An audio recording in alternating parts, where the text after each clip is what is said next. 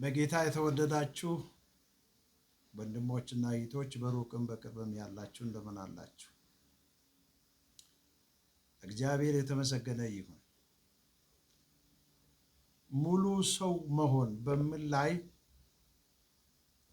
ትንሽ ቃል መናገር እፈልጋለሁ ዛሬ። ሙሉ ሰው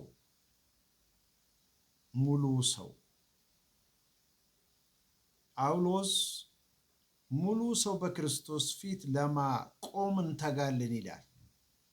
መጋደላችን፣ ልፋታችን፣ ድካማችን፣ ውጣ ውረዳችን ሁሉ ሙሉ ሰው ለማቆም ነው። በክርስቶስ ፊት በክርስቶስ ቀን ዳዊት ልሞት ስል ልጁን ሰለሞንን በሱ ዙፋን ላይ የተቀመጠውን ሰለሞን ሰው ሁን አለ። በዛ ቦታ ላይ ሰለሞን ሰው ሁን ብሎ ዳዊት የተናገረው ዲፋይን ሲያደርግ ወይም ደግሞ ሲተረጉም ከሙሴ ሕግ ወደ ግራም ወደ ቀኝም አትበል፣ ከዚህ ከተጻፈው ሕግ ውጪ ምንም አታድርግ አለ። ሙሉ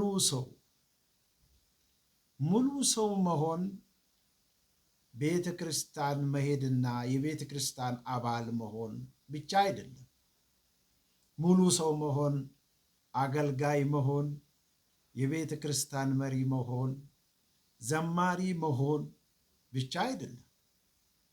ሙሉ ሰው ከነዚህ ሁሉ የሚያልፍ ነው። ሙሉ ሰው እንዴት ሙሉ ሰው መሆን እንችላለን? ዛሬ ባሰብኩበት መንገድ ወይም በተረዳሁት መንገድ ወደ ላይ ማደግ፣ ወደ ውስጥ ማደግ፣ ወደ ውጭ ማደግ በሚሉ ላይ ስለ ሙሉ ሰው እናገራለሁ።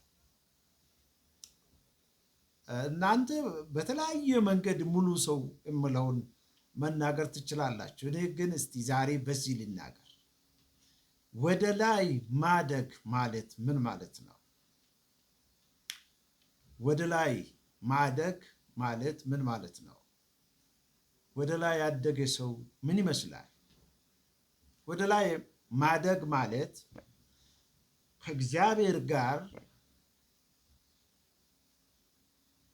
ህብረት መፍጠር ወይም የእግዚአብሔር ቤተሰብ መሆን ወይም ክርስቶስን መምሰል ወይም ከእግዚአብሔር ጋር መስራት መቻል ማለት ነው። ወደ ላይ ማደግ ማለት ይኸውላችሁ በጌታ በኢየሱስ ክርስቶስ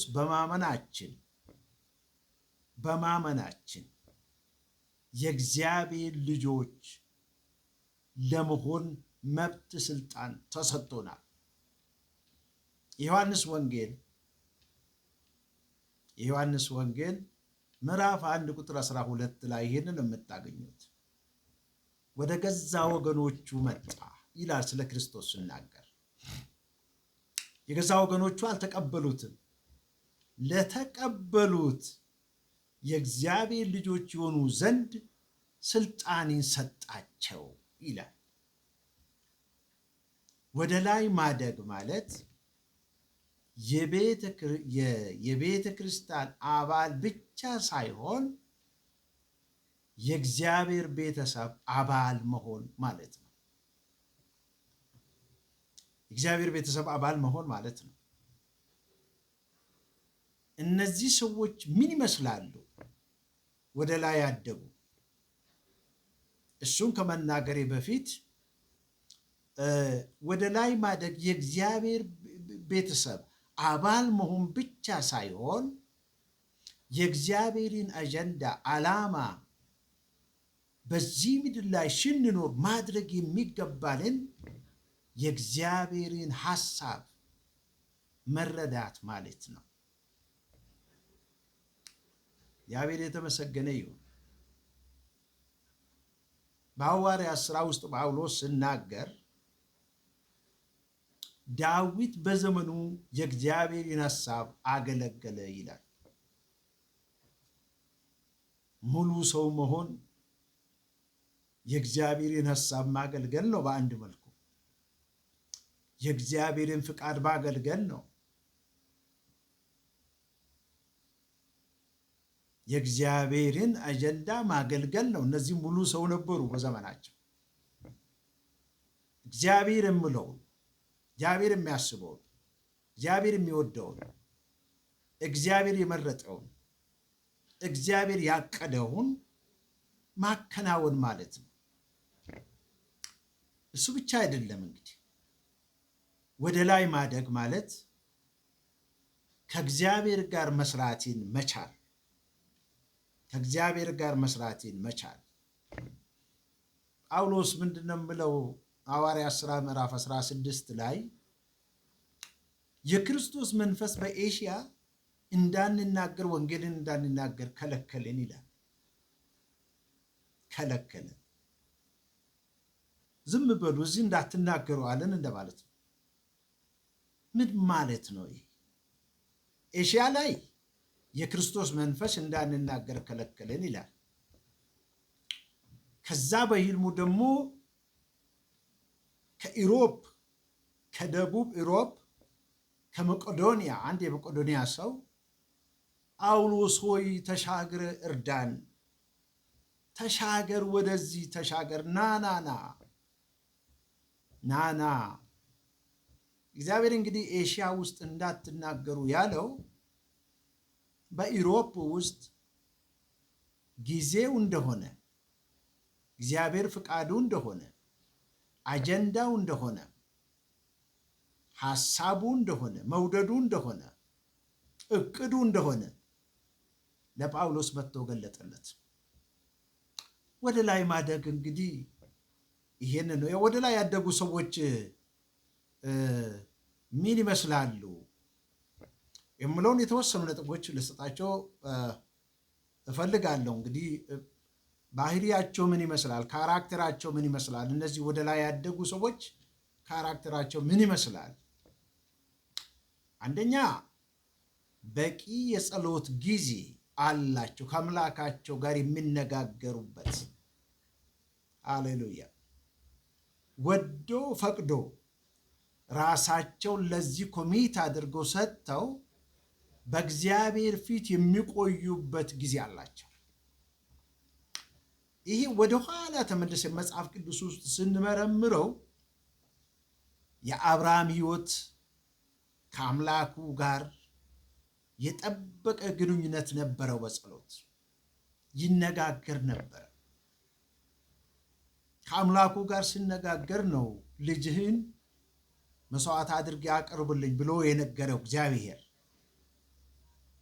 ይህንን ለምሳሌ የወሰድኩት ከባድ ነው። በአብርሃም ታሪክ ይሄ ከባድ ነው። ግን ጥብቅ ግንኙነት ስለነበረው እግዚአብሔርን ስለሚያምንም ስለሚያውቅም ኃይሉ እስከምን ድረስ እንደሆነ ስለሚያውቅም በጣም ስለገባው መንፈሳዊ ነገር ልጁን ለእግዚአብሔር እንደ ፈቃዱ ለማድረግ ይዞት ሄደ። የጠበቀ ግንኙነት፣ በጸሎት የጠበቀ ግንኙነት። ወረኞች ሆነን ለፍላፊዎች ሆነን በካፍቴሪያ መካቷችን እየጠጣን ሰዎችን እያማን ጊዜያችን በባከነ ጊዜ ውስጥ እየዶር ወደ ላይ እያደግን ነው ማለት አንችልም። አትዝናኑ ማለት አይደለም። መካቶ አጠጡ ማለት አይደለም። ኖ ኖ ኖ፣ እንደሱ አይደለም። ግን የተሰዋ ጊዜ እግዚአብሔርም የሚገኝበት እኔም በፊቱ የሚቀርብበት ማለት ነው። የጸሎት ሰው ናቸው። የነቢያትን ሕይወት ገጸ ባህሪያቸውን ስታጠኑ ሪጋርዲንግ ዚስ ይህን በተመለከተ ከአምላካቸው ጋር የጠበቀ ግንኙነት ነበራቸው። በአምላካቸው ፊት ይቆያሉ። በረጅም ጾም ጸሎት፣ በአጭርም ጾም ጸሎት ከጌታ ጋር በየቀኑ ከአምላካቸው ጋር ያሳልፋሉ። ወደ ላይ የማደጋችን ቤተሰባዊነታችን ማረጋገጫ የሆነ ማለት ነው። የእግዚአብሔር ቤተሰብ የመሆን መረጋገጫችን ነው አንዱ ይሄ። ይህንን የሚሽር ፍልስፍና የለም።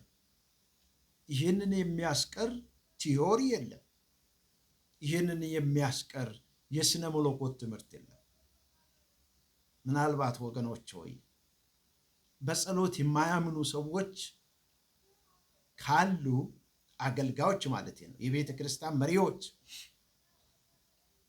የተሳሳተ መንገድ ላይ እንዳሉና ትውልድን እንደሚያጠፉ ማወቅ ይገባናል። ሌላው በመንፈስ ቅዱስ ኃይል የተሞሉ ናቸው። መንፈስ ቅዱስ አእምሯቸውን የሚገዛ፣ መንፈስ ቅዱስ ስሜታቸውን የሚገዛ፣ መንፈስ ቅዱስ ማንነታቸውን የሚገዛ ማለት ነው። መንፈስ ቅዱስ ይቆጣጠረናል፣ ይመራናል፣ ጋይድ ነው የሚያደርገን፣ ይወቅሰናል፣ ይቆጣል። መንፈስ ቅዱስ ስናጠፋ፣ ከቃል ውጪ ስንሆን ዝም ብሎ አይመለከተም። እነዚህ ወደ ላይ ያደጉ ሰዎች ይሄንን ይመስላል። ሌላው በየቀኑ ከሰዎች ሁሉ ጋር ሰላምን ይፈልጋሉ። ሰላምን ነው የሚፈልጉ፣ የሰላም ሰዎች ናቸው። ጌታ ኢየሱስ ክርስቶስ ወደ ሰው ቤት ስትሄዱ ሰላም ለእናንተ ይሁን ብላችሁ ሰላምታችሁን ስጧቸው ነው ያለው። የሰላም ሰዎች ናቸው። የጦር ሰዎች አይደሉም። በጠብና በጥላቻ የተሞሉ አይደሉም። በሰላም ሕይወት የተሞሉ ናቸው። የሰላም ሰዎች ናቸው። ለነሱ ሰላም ትርጉም አለው። ጌታ ኢየሱስ ክርስቶስ ሰላሜን እሰጣቸዋለሁ አለ። ወደ ላይ ማደግ ይሄ ነው። ሌላው አራተኛ መጽሐፍ ቅዱስን እንደ ምግብ ይመገባሉ። ይህን ቃል ብላ አለኝ አይደለም የሚለው መጽሐፍ ቅዱስ እንደ ምግብ ይመገባሉ። ነፍሳቸው በዛ ቃል ትረካለች። በዚህ ቃል መንገዳቸውን ያስተካክላሉ፣ ውሳኔያቸውን ያስተካክላሉ፣ እቅዳቸውን ያስተካክላሉ፣ ዓላማቸውን ያስተካክላሉ። ሁሉ ነገራቸውን በዚህ ቃል ይቃኙታል። ወደ ላይ አደጉ የምንለው እነዚህ ሰዎች ናቸው። አምስተኛ ለእግዚአብሔር ይታዘዛሉ። እምቢተኞች አይደሉም። እግዚአብሔርን ሐሳብ እቅድ ለመፈጸም እስከ ሕይወት መስዋዕትነት ይሄዳሉ። ባያድነንም እንኳ አንተ ላቆምከው ምስል አንሰግድም አሉ። አዎ ወገኖቼ ሆይ ጌታ ኢየሱስ ክርስቶስ እንዲህ አለ። ያውቃል፣ የደቀ መዛሙርቱን ጥያቄ በደንብ ያውቃል፣ ድካማቸውን በደንብ ያውቃል። ኢየሱስ ከትንሣኤ በኋላ የሐዋርያት ሥራ ምዕራፍ 1 ከቁጥር 8 ጀምራችሁ ስታነቡ በተለይ 7 ላይ 6 አካባቢ የእስራኤልን መንግስት መች ትመልሳለህ? መቼ ነው ነፃነታቸውን የምትመልሰው? ከሮማውያን መች ታድናቸዋለህ?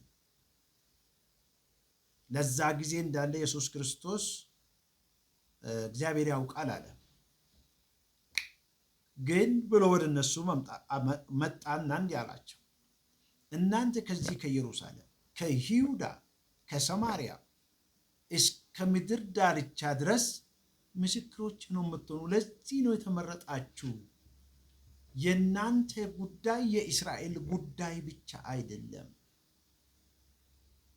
የእናንተ ተልእኮ በእስራኤል፣ በኢየሩሳሌም፣ በይሁዳ ብቻ የሚወሰን አይደለም። የእናንተ ተልእኮ ድንበር ተሻጋሪ ነው። የሰው ልጅ በሙሉ የሚያጠቃል ነው ለማለት ነው። አዎ፣ ስለዚህ ታዘዙ፣ ሄዱ።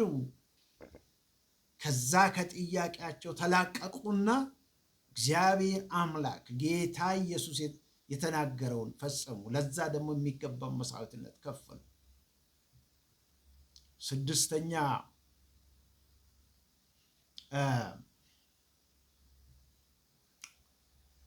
እነዚህ ሰዎች ለሰው ልጅም ክብር አላቸው፣ ፍቅር አላቸው፣ ኮምፓሽን አላቸው፣ የሚራራ ልብ አላቸው። ኢንፋክት ይህን በውጭው ወደ ውጭ ማደግ በምለው ውስጥ እናመጣለን። በመጨረሻ ላይ እነዚህ ሰዎች ለስራቸውና ለተግባራቸው ታማኞች ናቸው። ሌላው ወደ ውስጥ ማደግ ነው። ሉቃስ ምዕራፍ 6 ከቁጥር 12 እስከ 13 ወደ ውስጥ ማደግ ወደ ውስጥ ማደግ ማለት አብረን ከኛ ጋር የሚኖሩ ክርስቲያኖች እኛን የሚመስሉ በአንድ ቤተ ክርስቲያን የሚሆን በክርስትና ጥላ ስርም ይሁን በአጠቃላይ ክርስቲያን ኮሚኒቲ ወይም የመስሪያ ቤታችን አባሎች ወይም የቤተ ክርስቲያናችን አገልጋዮች ከነሱ ሕይወት ጋር የተያያዘ ነው። ጌታ ኢየሱስ ክርስቶስ 12 ሰዎችን መርጦ 3 ዓመት ተኩል እንዳሰለጠነ መጽሐፍ ቅዱስ ያስተምረናል። እነሱን ዮሐንስ ምዕራፍ 13 ላይ እግራቸውን ባጠበ ጊዜ እግዚአብሔር ቃል ምንድን ነው የምለው? የወደዳቸውን እስከ መጨረሻ ወደዳቸው ይላል። በዙሪያው ያለውን በዙሪያችን የከበቡን እኛን የሚመስሉን ከእኛ ጋር የሚሰሙ ተመሳሳይ ሚሽን ካለን ጋር የጠበቀ ህብረት ሲኖረን ማለት ነው። እናትና ወንድሞች ይፈልጉሃል አሉ ጌታ ኢየሱስ ክርስቶስ። እነሱ ቁጭ ብሎ ደቀ መዛሙርቱን እያሰለጠነ እያለ ማን ናቸው እነሱ አለ። ወንድሞቼ እህቶቼ የእግዚአብሔርን ቃል የሚሰሙ ፍቃዱን የሚያደርጉ እነዚህ ናቸው አለ። ከነዚህ ጋር ያለን ህብረት ማለት ነው። ዳግም ከተወለዱ በጌታ በኢየሱስ ክርስቶስ ባመኑና በዓላማ አንድ ከሆነው ጋር ያለን ህብረት ማለት ነው። እሱ ነው። አሁን እሱ ቻሌንጂንግ ነው። ዛሬ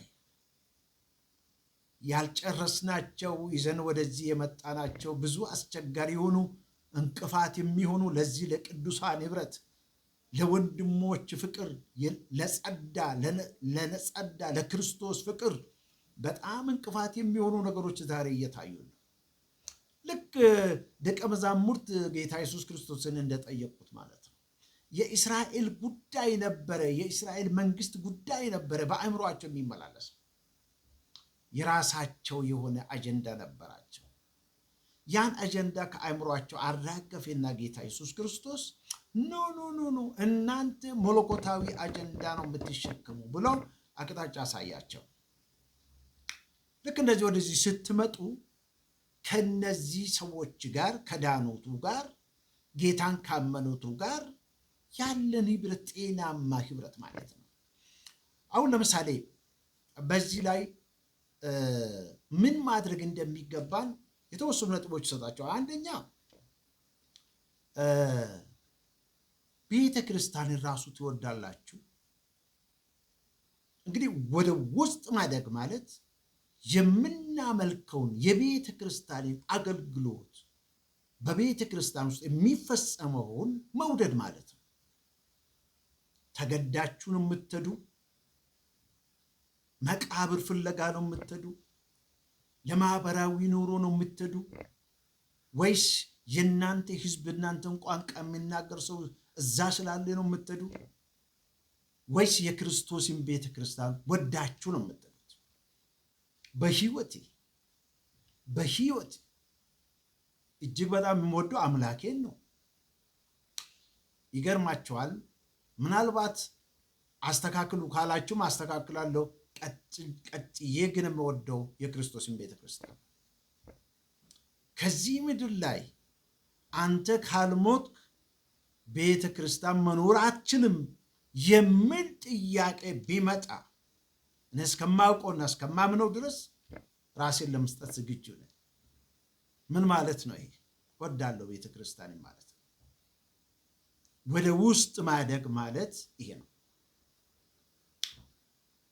ሁለተኛ ከሌሎች ጋር ከቅዱሳን ጋር የክርስቶስ ፍቅር በልባችን ሲኖር ማለት ነው። ፋይቲንግ ከሌሎች ጋር መዋጋት ሳይሆን ማለት በቤተ ክርስቲያን ውስጥ ካሉ ጭቅጭቅ፣ ንትርክ፣ ጥላቻ፣ ጠብ፣ ክርክር፣ መለያየት ሳይሆን መውደድ ማለት ነው። ያኔ አድገናል። በሁሉ አቅጣጫ እያደግን ማለት ነው። ሌላው ሶስተኛው ይቅርታ ማድረግ ስትችሉ አድጋቸዋል።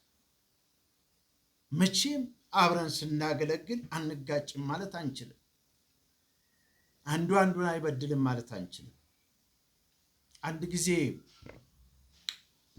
አንድ የደንማርክ ቄስ አስተማሪ የነበረና ምንድን ነው በቅዱሳን መካከል ችግሮች ለምንድን ነው የሚፈጠሩ ብዬ ጠየቁ።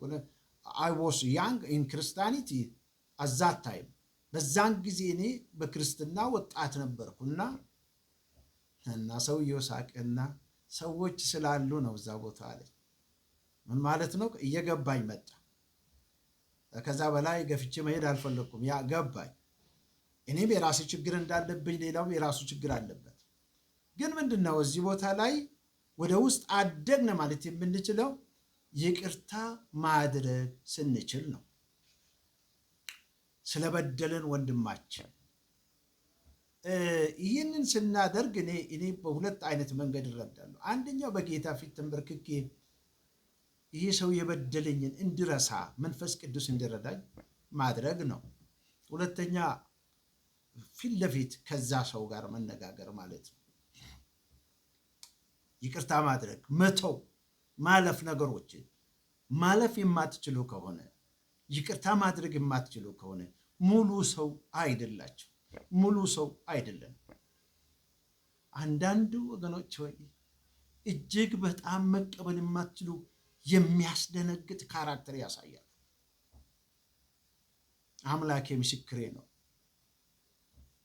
እኔ በጣም ግልጽ ሰው ነኝ በተፈጥሮዬ። ከተሰማኝም እናገራለሁ። ግን በአምላኬ ፊት ንስሐ ገባለሁ፣ ጌታን ይቅርታ ጠይቃለሁ። ያም ሰው ቢሆን ይቅርታ ጠይቃለሁ። ይቅርታ መጠየቅ ማድረግ። አራተኛ ሌሎችን የጌታ ተከታይ የማድረግ መውደድ ወይም ፍቅር፣ ሸክም፣ ኮምፓሽን ማለት ነው። የደረስኩበት ቦታ ላይ ሌሎች እንዲደርሱ ማድረግ ማለት ነው። ጳውሎስ እኔ ክርስቶስን እንደሚመስል እባካችሁ ወደዚህ ነው እኔ የሚሰሉን አይደለም ያለው። እባካችሁ ወደዚህ ነው። እዛ ውስጥ በጣም በቃል መግለጥ የማንችለው ጥቅም አለ ወገኖች።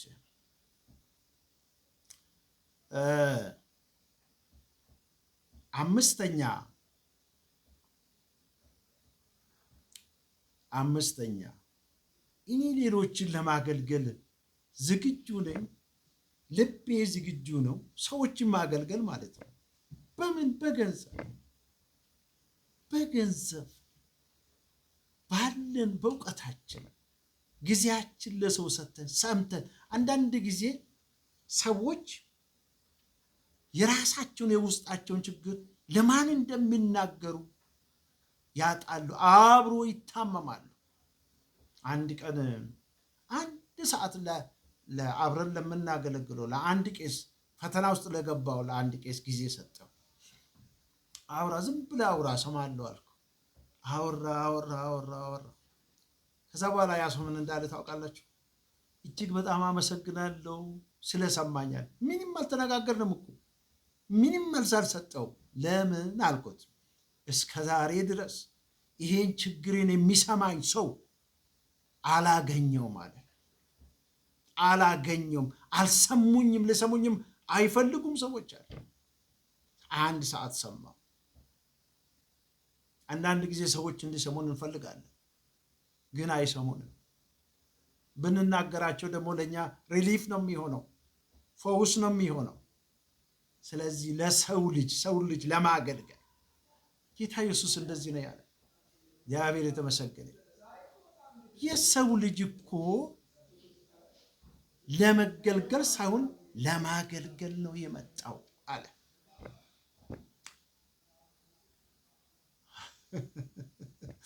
ለማገልገል ነው የመጣው። ሰውን ማገልገል፣ የሰውን ቁስል ማጠብ፣ ፊዚካልም ይሁን ስፒሪቹዋልም ይሁን የሰውን ቁስል ማከም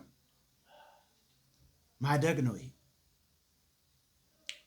ሌላው እንዴት አድርጌ ጤናማ ህብረት ከወገኖቼ ጋር ጠብቄ እሄዳለሁ? አምላክ ሰውን ሲጎዳ አላየን። ጌታ ኢየሱስ ሰውን ሲበቀል አላየን። ጌታ ኢየሱስ የተጎዳ ሰዎችን አቀፈ፣ ይቅር አላቸው፣ ወደዳቸው፣ ዋጋ ከፈለላቸው።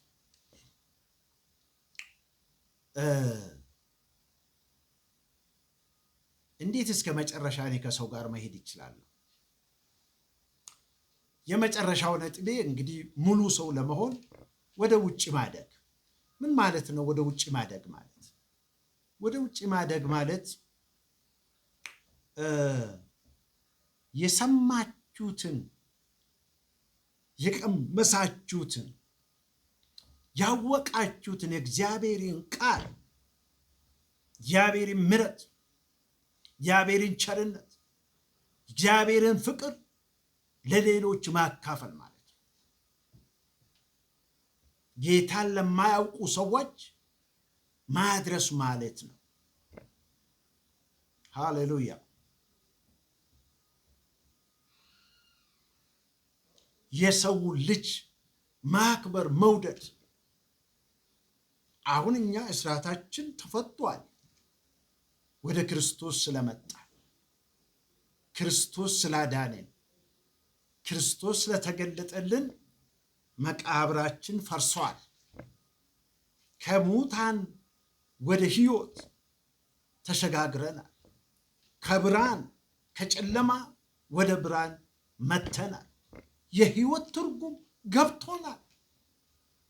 ወገኖቼ ሰው ለብሶ ስለሚሄድ አይደለም፣ ሰው ስለሚበላ አይደለም፣ ሰው ስለሚጠጣ አይደለም፣ ሰው ገንዘብ ስላለ ስልጣን ስላለው አይደለም። ሰው ባዶ ነው ያለ ኢየሱስ። ሰው በመቃብር ይኖራል ያለ ኢየሱስ።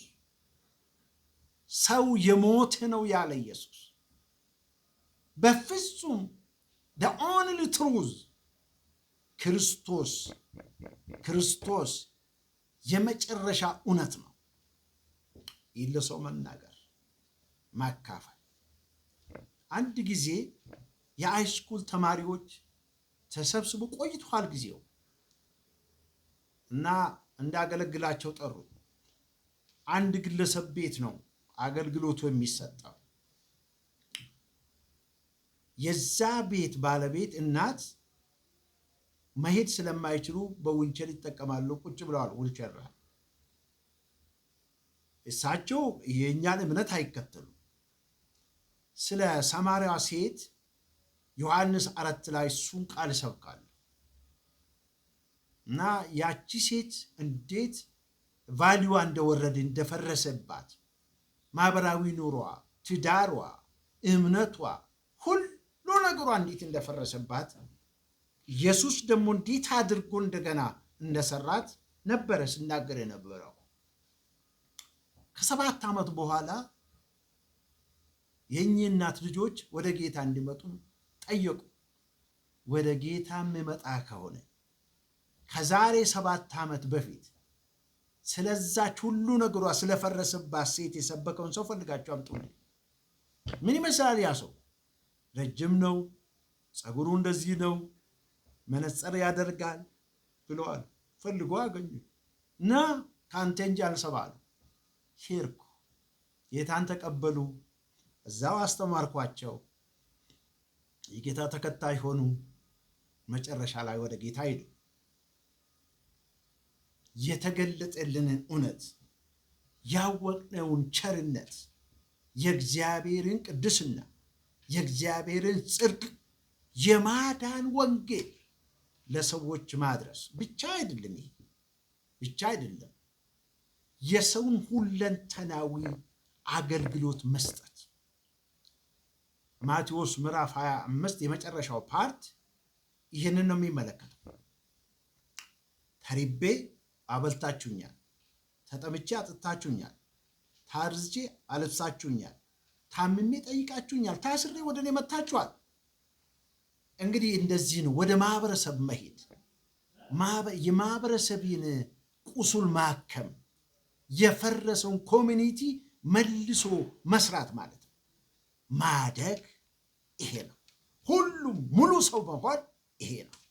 እግዚአብሔር የሰማነው ቃል ይባርክልን። ጌታ ኢየሱስ ይባርካችሁ።